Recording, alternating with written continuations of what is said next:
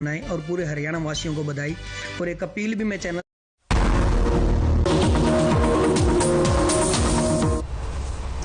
नमस्कार, हर खबर हरियाणा में आपका स्वागत है। आपके साथ हाजिर हूं मैं कंचन। एलनाबाद उपचुनाव प्रचार के अंतिम दिन आज हरियाणा के मुख्यमंत्री मनोहर लाल ने एलनाबाद के गांव धौलपलिया में चुनावी सभा को संबोधित करते हुए गठबंधन उम्मीदवार गोविंद कांडा के लिए वोट की अपील की। मुख्यमंत्री मनोहर लाल ने चुनावी सभा के मंच से इनेलो प्रत्याशी अभय चौटाला पर जमकर प्रहार भी किया। मनोहर लाल ने कहा कि एक आदमी जो यहाँ का विधायक था, उसकी अकड़ और मरोड़ उसके आड़े आ गई।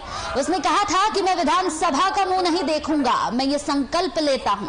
मुख्यमंत्री मनोहर लाल ने जनता से कहा कि आप उसका संकल्प पूरा कर दीजिए। मुख्यमंत्री मनोहर लाल यही नहीं रुके, उन्होंने कहा कि हमारी सरकार ने इस इलाके का विकास किया है, 700 करोड़ रुपए तक के काम करवाए हैं। मुख्यमंत्री मनोहर लाल ने मंच से अपने संबोधन के बारे में यहां पर पूरी बात कही और साथ ही साथ अपने संबोधन में उन्होंने अभय चौटाला पर जमकर निशाना साधा। आज जो ये बाई इलेक्शन की बात ये आई है, देखिए जब गढ़ की बात करते हैं तो एक बड़े परिवार का ये गढ़ उस समय कहा जाता था, लेकिन उस बड़े परिवार में हम देखते हैं कि आज 75% हिस्सा उस परिवार का जो हमारे साथ खड़ा है, चाहे वो चौधरी रणजीत सिंह जी हों, चाहे वो दुष्यंत चौटाला, अजय सिंह चौटाला, दिग्विजय चौटाला हों, चाहे हमारे जिला अध्यक्ष यहाँ के आदित्य चौटाला हों। अब वो जो 25% बाकी रह गया तो उस गढ़ की उसका गढ़ का तो लाभ हम को होने वाला है। और गढ़ उस प्रकार का हमारे लोगों का नहीं है, उस परिवार में भी एक वहीं एलनाबाद उपचुनाव प्रचार का आज अंतिम दिन है। प्रचार के दिन भी तमाम राजनीतिक दल के नेताओं में बयानबाजी देखने को मिल रही है। डिप्टी सीएम के निशाने पर आज भी उनके चाचा और एलनाबाद से इनेलो प्रत्याशी अभय चौटाला रहे। दुष्यंत चौटाला ने अपने चाचा अभय चौटाला का नाम लिए बिना ही उन पर जमकर निशाना साधा। दुष्यंत चौटाला ने कहा कि जो लोग कहते थे कि मैं घर से बाहर नहीं जाऊंगा, विधायक बन जाऊंगा, उनमें आज घबराहट देखने को मिल रही है। दुष्यंत चौटाला ने कहा कि आज जैसे जन समर्थन जनता का गठबंधन प्रत्याशी को मिल रहा है, वही दुष्यंत चौटाला ने गठबंधन सरकार के 2 साल पूरे होने पर भी बयान दिया। दुष्यंत बोले, हमारे 2 साल बेमिसाल रहे, अगले 3 साल भी मिलकर बेहतर काम करेंगे।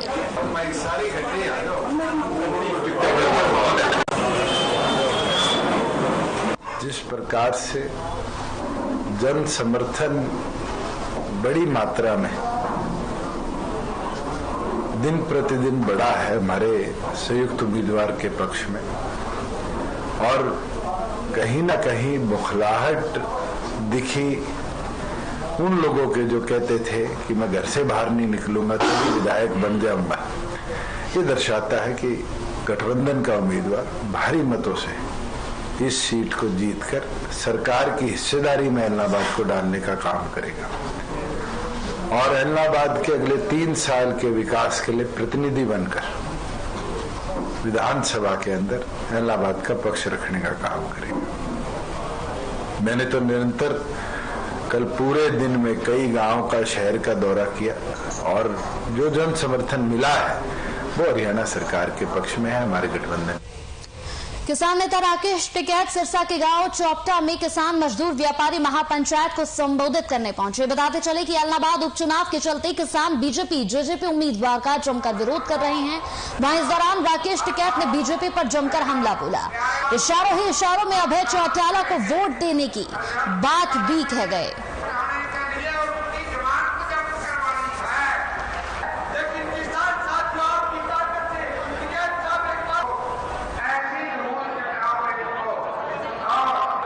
पंच है भाई, वोटर ये क्या बिका हुआ है यहाँ पे? पंच नहीं कभी बिकता, ये तो पंच है।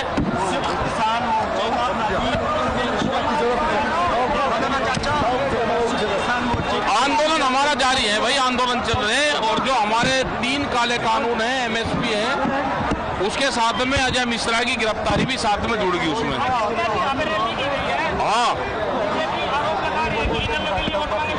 ना, हमने तो नहीं मांगे वोट का, हमने तो जिक्र करा नहीं करा, किसी को मांगी हमने वोट? भाई आपके सामने मांगी हो तो बताओ वोट, हमने तो वोट नहीं मांगी। अरे जो कोई देखेगा भाई, हमें क्या पता, कोई देखा गया, हमने कहा नाम लिया और भाई बिना नाम के अगर कोई समझ रहा बताओ हम क्या कर ले उसका। वहीं नूंह जिला मुख्यालय के लघु सचिवालय में ग्रीवेंस कमेटी की बैठक हुई, जिसमें कमेटी के chairman doctor Banwari Lal cabinet मंत्री पहुंचे। बैठक की शुरुआती नगीना पुलिस पर एक सरकारी अध्यापक मोहम्मद जमील निवासी खुशबूरी पर जबरन उठाकर मारपीट करने और मुकदमा दर्ज करने के गंभीर आरोपों से हुई, जिसमें फिरोजपुर झिरका से विधायक इंजीनियर ममन खान ने ग्रीवेंस कमेटी के चेयरमैन से इस पूरे मामले की बात को रखा, लेकिन कैबिनेट मंत्री बनवारी लाल पुलिस अधिकारियों पर कार्रवाई करने के बजाय पूरे मामले को यहां खारिज करने की सिफारिश करने लगे, जिस पर कांग्रेसी विधायक आफ्ताब अहमद और ममन खान इंजीनियर ने इसका विरोध किया। साथ ही ग्रीवेंस कमेटी की मीटिंग का बहिष्कार कर बाहर चले गए।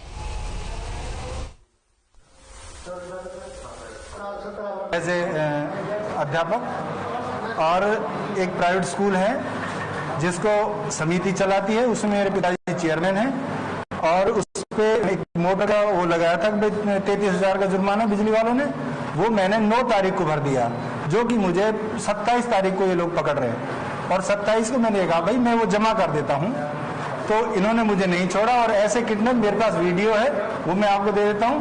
और इन्होंने मैं एसडीओ से मिला बिजली वालों से, एसडीओ ने कहा कि हम सेम डे को जो पैसा जमा होता है उसको विजिलेंस में भेज देते हैं। तो अब 17 दिन बाद मुझसे किस चीज की इंक्वायरी? मामला यह है कि जो ग्रीवेंसेस कमेटी है, ग्रीवेंसेस नहीं महज एक जो है औपचारिकता है जो सरकार को अपनी मतलब मनमानी करने का वो है, और हम जनता के साथ ऐसी बात कोई होगी उसे बिल्कुल बर्दाश्त नहीं करेंगे और उसी के विरोध में हम मीटिंग का बॉयकॉट करके यहाँ से जा रहे हैं। लोगों को यहाँ परिवार को निपटाने की बात होती है, उनको न्याय देने की बात होती है। जमील जो एक सरकारी टीचर है, इसके बाप के नाम से स्कूल है, 40 साल का उस जमीन का पट्टा किया हुआ, 2010 में इसने पट्टे कर दिया, इसका फादर चेयरमैन है, मीटर इसके नाम नहीं। उसके बाद जो 33,000 का इनका चोरी का केस लगाया था, इन्होंने विद इंटरेस्ट वो पैसा भी भर दिया इसके बाप ने, इसको जबरन गाड़ी में पुलिस ने डाला। इसने पुलिस से कहा भी कि मुझे छोड़ दीजिए बड़गली चौक पर कि मैं आपको लाके रिसिप्ट दिखा देता हूं, आप मेरी मानो, लेकिन इसके कपड़े भी फाड़े, जबरदस्ती नगीना थाना में ले गया, वहां इस पर जबरदस्ती केस बनाया, फिर ये बेल कराई। हमने ये लड़ाई लड़ी कि जो ये प्रशासन कर रहा है ये गलत कर रहा है, विजिलेंस कर रही है गलत। इलाहाबाद उपचुनाव के अंतिम दिन सभी राजनीतिक पार्टियों की तरफ से प्रचार खत्म हो गया। बताते चले कि इस दौरान प्रदेश अध्यक्ष कुमारी शैलजा ने कांग्रेस उम्मीदवार पवन बेनीवाल के लिए गांव-गांव जाकर वोट की अपील की है। साथ ही वोट की अपील करते हुए उनकी जीत का दावा भी किया। वहीं शैलजा ने अशोक तंवर के इनेलो को समर्थन देने के सवाल पर कहा कि इससे कोई फर्क नहीं पड़ने वाला। वहीं शैलजा ने प्रदेश की भाजपा सरकार पर इस इलाके का विकास नहीं करने का भी सवाल उठाया और साथ ही साथ इसे लेकर जमकर निशाना साधते हुई भी नजर आई।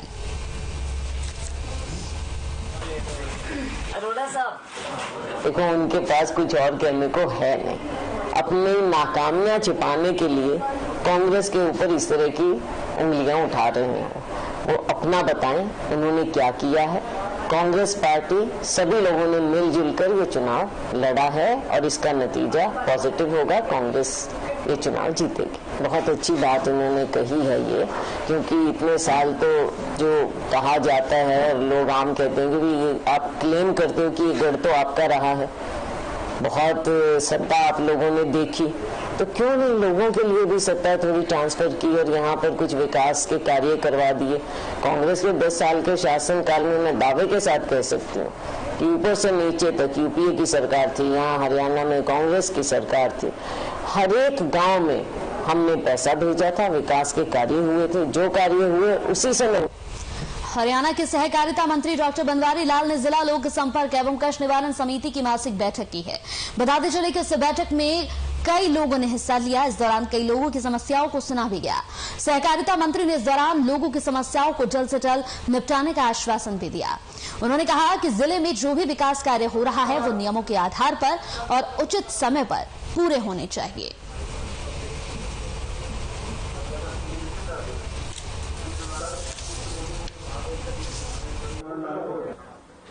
भाई कहीं से भी वो अपना पैसा अरेंज करे और किसानों का कोई दिक्कत ना आए, तुरंत पानी निकाले और उस बात की वो आगे से पालना करेगा। इस तरह का हमने आदेश कर दिए।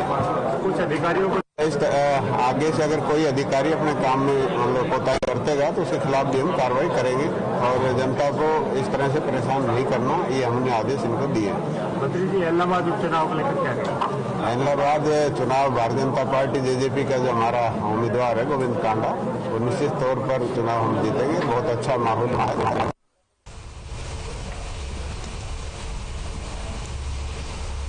तो पूरे देश में 100 करोड़ कोरोना की डोज देने पर प्रधानमंत्री द्वारा विशेष कार्यक्रम किए जा रहे हैं। इस दौरान डॉक्टर और स्टाफ को सम्मानित भी किया जा रहा है। बताते चले कि आज नारनौल के सामान्य अस्पताल में भी बीजेपी संगठन द्वारा नारनौल अस्पताल के डॉक्टर स्टाफ को अच्छा कार्य करने के लिए सम्मानित किया गया। ये प्रोग्राम आज सामान्य अस्पताल नारनौल के प्रांगण में किया गया। आपको बता दें कि इसके लिए सभी डॉक्टरों को यहां पर सम्मानित किया गया। बीजेपी मंडल प्रधान ने सम्मानित किया। साथ ही साथ वैक्सीनेशन में यहां पर विशेष योगदान देने के लिए इन तमाम डॉक्टर्स को सम्मानित किया गया। आपको बताते चले कि कोरोना काल में इन सभी डॉक्टर्स ने बड़े ही उत्साह के साथ काम किया और साथ ही साथ अपने परिवार का ख्याल किए बिना ही लगातार अस्पतालों में यहां पर वो नजर आए।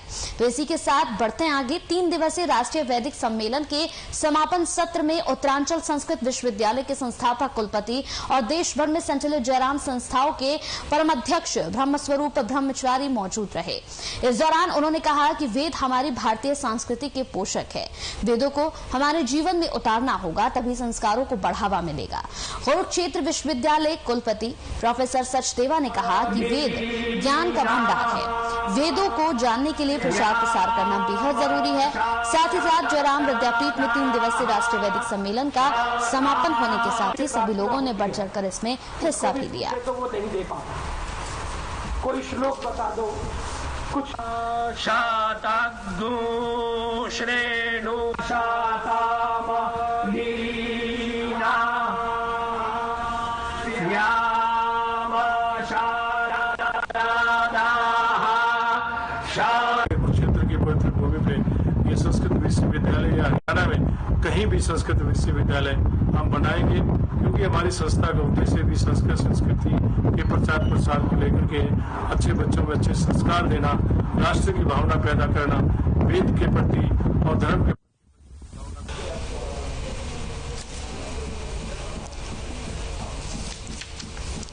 तो 3 दिवसीय राष्ट्रीय वैदिक सम्मेलन के समापन सत्र में उत्तरांचल संस्कृत विश्वविद्यालय के संस्थापक कुलपति और देश भर में संचालित जयराम संस्थाओं के परमाध्यक्ष ब्रह्मस्वरूप ब्रह्मचारी मौजूद रहे। आपको बता दें कि सभी लोगों ने बढ़ चढ़कर इसमें हिस्सा लिया। साथ ही साथ 3 दिवसीय राष्ट्रीय वैदिक सम्मेलन का समापन हो गया। महान विद्वानों ने शांति पाठ भी किया है। इसके साथ ही आपको बताते चले कई दिग्गज लोग भी इस दौरान यहाँ पर मौजूद रहे। जयराम विद्यापीठ में 3 दिवसीय राष्ट्रीय वैदिक सम्मेलन का यहाँ पर समापन, साथ ही साथ देश के महान विद्वानों द्वारा शांति पाठ के साथ 3 दिवसीय सम्मेलन का समापन, जिसमें लोगों ने बढ़ चढ़कर हिस्सा लिया और लोगों ने यहाँ पर अपनी बातों को भी सभी के सामने रखा।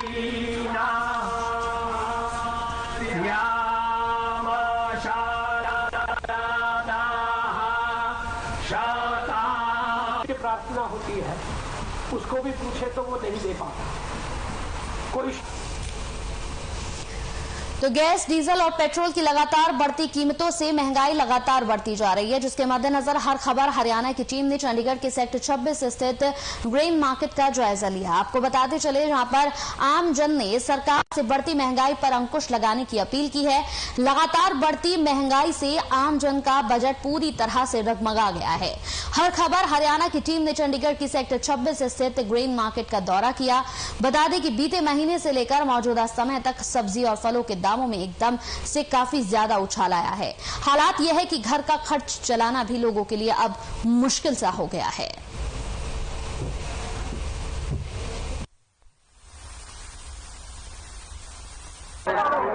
गैस, डीजल और पेट्रोल की बढ़ती कीमतों का असर अब बाकी चीजों पर भी दिखने लगा है। हालात इस कदर हैं कि आम जन महंगाई से लगातार त्रस्त है और लगातार गुजारिश की जा रही है सरकार से कि महंगाई पर किसी न किसी तरीके से रोक लगाई जाए। इस समय हर खबर हरियाणा की टीम पहुंची है चंडीगढ़ की 26 सेक्टर की ग्रेन मार्केट में, और आप देख सकते हैं तस्वीरों में कि यहाँ पे बहुत मार्केट में लगातार जो है कस्टमर्स जो है यहाँ पे बने हुए हैं, और जिस तरीके से फेस्टिव सीजन चला हुआ है उसको लेकर भी भारी मात्रा में जो है वो ग्रेन मार्केट के अंदर यानी कि सब्जी मंडी मार्केट के अंदर जो है वो ग्राहक यहाँ पे आ रहे हैं। लेकिन महंगाई को लेकर क्या कुछ महंगाई है, किस तरीके से सब्जियों के दाम, फ्रूट्स के दाम जो है यहाँ पे बढ़े हुए हैं, इसका जायजा लेंगे हम और बातचीत करेंगे आम जन से, ताकि ये पता लगाया जा सके कि क्या उनका किचन का बजट जो है वो समानांतर रूप से चल पा रहा है, नहीं चल पा रहा है, इन सब तमाम चीजों पे बातचीत करेंगे हम इनसे। जी भाई साहब क्या नाम है आपका? जी भाई साहब क्या नाम है आपका? रमेश कुमार।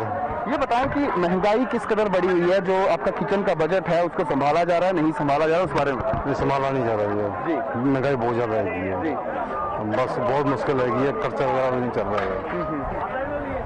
सब्जियां जिस तरीके से आप सब्जी खरीदने आए, सब्जियों में महंगाई किस तरीके से बढ़ी हुई है, जो पहले सब्जी मिलती थी अब सब्जी मिलती है, कितना फर्क देखते हैं आप? बहुत फर्क है, सब्जी बहुत महंगी है, सब्जी भी महंगी, हर एक चीज महंगी है, पेट्रोल डीजल हर एक चीज महंगा है जी।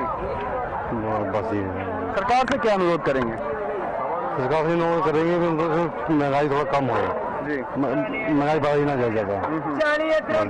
क्या देखते हैं कि जिस तरीके से डीजल पेट्रोल के दाम बढ़ रहे हैं, क्या उसका असर जो है वो बाकी सामानों पर भी पड़ता हुआ नजर आ रहा है? जिस तरीके से पड़ रहा है, सभी के ऊपर पड़ रहा है, गरीब हो अमीर हो सबके ऊपर पड़ रहा है। और भी यहाँ पे हैं, उनसे भी बातचीत करेंगे और जानेंगे कि आखिरकार महंगाई को लेकर उनका क्या सोचना है। जी भाई साहब क्या नाम है आपका? जी भाई साहब क्या नाम है आपका? मेरा नाम कपिल है। ये बताएं कि महंगाई को लेकर क्या कुछ कहना चाहेंगे, जिस तरीके से महंगाई लगातार बढ़ती जा रही है? महंगाई तो बहुत ज्यादा बढ़ रही है जी, बहुत ज्यादा हो रही है। तो क्या कहेंगे कि इसके ऊपर रोक लगाई जाए, लगाम लगाई जाए, ताकि जीवन जो है वो अर्थव्यवस्था जो है आम जन की खासतौर पर वो सुचारू रूप से चल सके? जिस तरीके से किचन का बजट जो है कंप्लीटली आम नागरिक का जो है वो हिला हुआ है। महंगाई तो कम होनी चाहिए, महंगाई पर रोक लगनी चाहिए, महंगाई बहुत ज्यादा है, पब्लिक बहुत परेशान है महंगाई से। सब्जियों के दामों में कितना इजाफा हुआ है बीते महीने से लेकर अब तक? सब्जियों में तो डबल हो रहा है, इजाफा क्या होगा, डबल हो रहा है रेट। और फ्रूट्स की बात करें? फ्रूट भी डबल हो चुका है जी। भाई साहब क्या नाम है आपका? क्या नाम है आपका? इनसे भी जानने की कोशिश करेंगे, दुकानदारों से जो यहाँ पे विक्रेता है उनसे भी जानने की कोशिश करेंगे कि आखिरकार क्या कितने सब्जियों के रेट बढ़े हुए हैं। जी भाई साहब क्या नाम है आपका? बंटी। ये बताएं कि सब्जियों के दामों में कितना इजाफा हुआ है बीते महीने से लेकर अब तक? इजाफा कुछ नहीं हुआ सर, बस टाइम पास करे सर। सब्जी का कितना जो रेट्स हैं, रेट्स में कितनी बढ़ोतरी हुई है? पीछे सौदे घट आ रहे हैं सर, पीछे से किसानों के सौदे घट आ रहे हैं, इसलिए सर महंगाई है। ये बताएं कि आप जो बेच रहे हैं इनमें मसलन की अगर लौकी की बात की जाए तो पिछले महीने इसका क्या रेट था और आज इसका क्या रेट है? पिछले महीने सर 20 से 30 थी, आज 30 से 40 है। हाँ जी, रोज का बाजार होता है सर। हाँ जी, तो रोज के हिसाब से जो रेट्स में उनमें भी उतार चढ़ाव जो है वो देखने को मिलते हैं। हाँ जी सर। और बाकी चीजों की अगर बात करें, जैसे आपने लौकी की बात करी, जिस तरीके से कद्दू है आपके पास, बैंगन है आपके पास, इन सब चीजों में कितनी बढ़ोतरी हुई है पिछले महीने के इस महीने में? रोज का बाजार होता है सर, रोज के बाजार के हिसाब से होता है, मतलब 5-10 रुपए 2-3 रुपए हर रोज बढ़ रहे हैं। हाँ जी सर। बात करी सब्जी विक्रेताओं से जो रिटेल सब्जी बेचते हैं, उनका साफ तौर पर कहना है कि पीछे से सब्जियां जो हैं अगर वो उसका मार्जिन रखकर जो है वो आगे से आगे जो है रेट में बढ़ोतरी होती है, होलसेल और रिटेल के रेट में। तो आप देख सकते हैं तस्वीरों में कि किस तरीके से लगातार जो है वो महंगाई जो है वो बढ़ती जा रही है। और यहाँ पे आलू प्याज विक्रेता भी हैं, इनसे भी बातचीत करेंगे कि आखिरकार रेट्स में कितना फर्क जो है वो बीते महीने से लेकर अब तक जो है वो यहाँ पे आया हुआ है। जी क्या नाम है आपका? क्या नाम है आपका? साहिल। प्याज का क्या भाव चल रहा हुआ है? 35-34 है, 35-34। और पिछले महीने कितना था?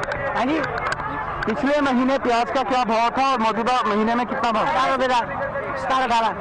हाँ जी। इस महीने 34-35 है। और आलू है पहले 650 था, 17 रुपये कट्टा रहा है। हाँ जी, पहले 650 से 1700। हाँ जी।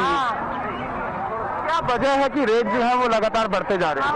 पीछे से आ रहे हैं जी, पीछे से खाई वाले जो है ये कर देते हैं पीछे से। डीजल और पेट्रोल जो है वो भी अहम भूमिका निभा रहा है। जिस तरीके से डीजल और पेट्रोल के दाम बढ़े हुए हैं, तो उसके बारे में थोड़ा सा बताएं कि किस तरीके से जो है रेट जो है वो अचानक जो है इतना ज्यादा इजाफा हुआ। माल का माल है नहीं पीछे, हाँ जी, इसलिए पीछे सरकारी माल आ रहा है, इसलिए वजह से महंगा हो रहा है। हाँ जी। तो ये कुछ तस्वीरें थी जो हमने आपको दिखाई कि किस तरीके से जो है वो लगातार जो है वो आम नागरिक का किचन का बजट जो है वो लगातार हिला हुआ है। जो हमने आपकी बातचीत करवाई मंडी में, खास तौर पर विक्रेताओं से और आमजन से बात करवाई, उनका साफ तौर पर कहना है कि महीने से लेकर मौजूदा समय तक जो है वो काफी ज्यादा, और खास तौर पर अगर आलू की बात करें तो आलू के रेट्स जो हैं वो आलू के रेट में काफी ज्यादा इजाफा हुआ है। महंगाई से लगातार लोग त्रस्त हैं और लोगों का साफ तौर पर कहना है कि महंगाई पर सरकार को अंकुश लगाना चाहिए ताकि आम जन जो है वो सही तरीके से जीवन यापन कर सके। चंडीगढ़ से हर खबर हरियाणा के लिए रवि चंदेल के साथ कैमरामैन किशन बिल्कुल।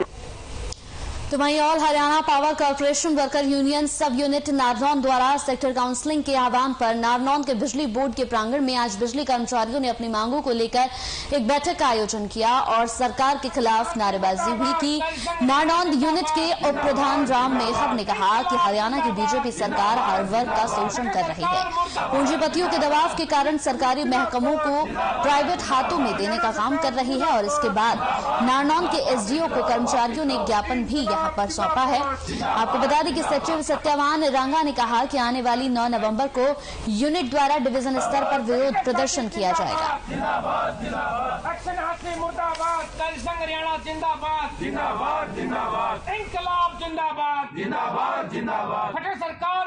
कर्मचारियों की लंबित मांगे काफी समय से सरकार के सामने रखी हैं, लेकिन सरकार उन मांगों को मानने की बजाय जो नए तानाशाही फरमान कर्मचारियों पर हर रोज जारी करती है, जिसमें ये राइट टू सर्विस एक्ट है। अब डिपार्टमेंट के अंदर सामान तो सरकार देती नहीं है, कर्मचारी के पास फ्यूज लगाने के लिए कंडक्टर भी नहीं है, मेल फीमेल भी नहीं है, लेकिन राइट टू सर्विस जो एक्ट है उसको लागू करना चाहती है। और जो कच्चे कर्मचारियों की सैलरी है, पिछली बार इसी यूनियन ने आंदोलन करके 3-3 महीने में कच्चे कर्मचारियों की सैलरी नहीं मिलती, तो उसके बारे में समान काम समान वेतन का जो सुप्रीम कोर्ट ने सरकार को आदेश दिया हुआ है, काफी साल हो गए, लेकिन उसको लागू करना तो दूर, उसके बारे में सरकार बात भी नहीं करना चाहती। तो वहीं होटल के नेशनल हाईवे पर मौजूद श्री बालाजी मोटर शोरूम के सामने से बाइक चोरी का मामला सामने आया है। बताते चले कि चोर द्वारा बाइक चोरी करते समय का सीसीटीवी फुटेज भी सामने आया। बाइक मालिक ने फुटेज के आधार पर होटल थाने में बाइक चोरी की शिकायत दी है। बताते चले कि आए दिन जिले में बाइक चोरी की घटनाएं लगातार देखने को मिल रही हैं। बाइक मालिक सतीश कुमार ने जानकारी देते हुए बताया कि वो अपने लिए नई बाइक लेने के लिए नेशनल हाईवे पर मौजूद श्री बालाजी मोटर्स पर गया था। उन्होंने बताया कि उनकी बाइक शोरूम के सामने खड़ी थी और इसी दौरान इस घटना को अंजाम दिया गया।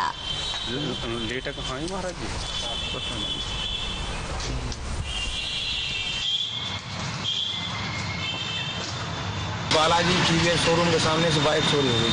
अच्छा, तो किस लिए गए थे वहाँ, कैसे गए? नई मोटरसाइकिल देखने के लिए गए थे। अच्छा, तो क्या उसकी कोई फुटेज आ रही है? फुटेज आ रही है, वीडियो आ रही है उसमें उठाते हुए। हाँ, उठाते हुए वीडियो आ रही है। अच्छा, अब थाने में शिकायत दिया आपने? थाने में शिकायत दी।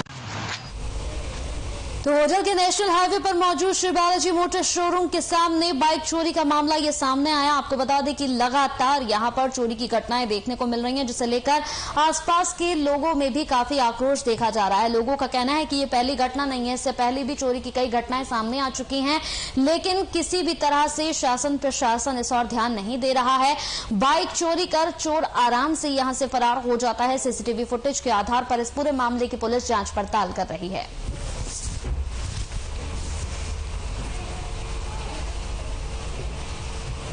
चलिए इसी के साथ हर खबर में मेरे साथ इतना ही। नमस्कार।